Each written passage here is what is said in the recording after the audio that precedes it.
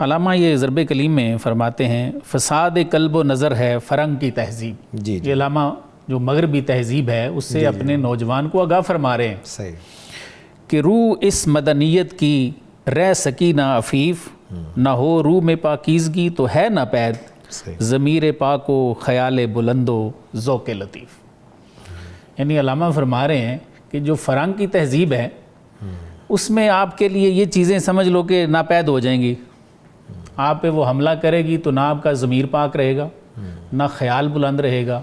اور نہ ہی آپ کی جو ذوق ہے وہ لطیف رہے گا۔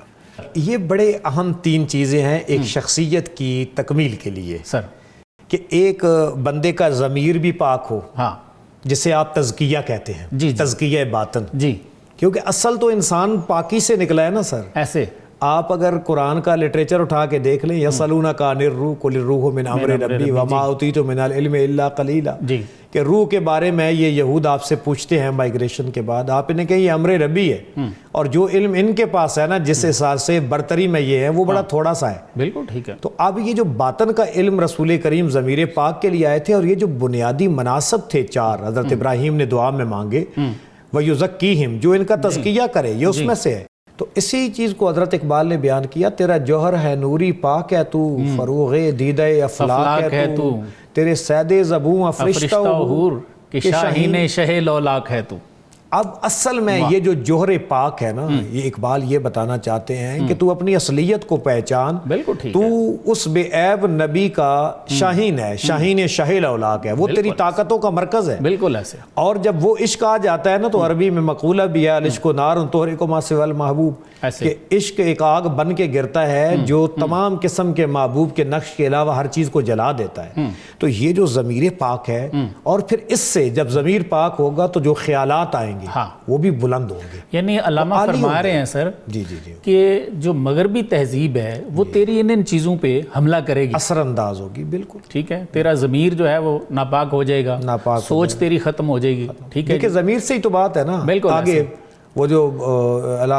ان فی الجسد مضغہ والی جو بات ہے کہ تمہارے جسم میں ایک لوٹھڑا ہے حدیث پاک میں، ان صلحت صلح الجسد کلہ، وہ ٹھیک ہے تو پورا جسم ٹھیک ہے، اس میں خرابی ہے پورا جسم خراب ہے، الا وہی القلب، تو وہی وہ دل ہے۔ اور رسول کریم لیکن ساتھ سر ایک اور چیز بھی میرے ذہن میں آ رہی ہے کہ علامہ جو بار بار خود ہی کو فرماتے ہیں کہ اس کو بیدار کرو، ٹھیک ہے، اس سے چھا جاؤ، خود ہی کے زور سے کہتے ہیں نا دنیا پہ چھا جا، مقام رنگ و بو کا راز پا جا،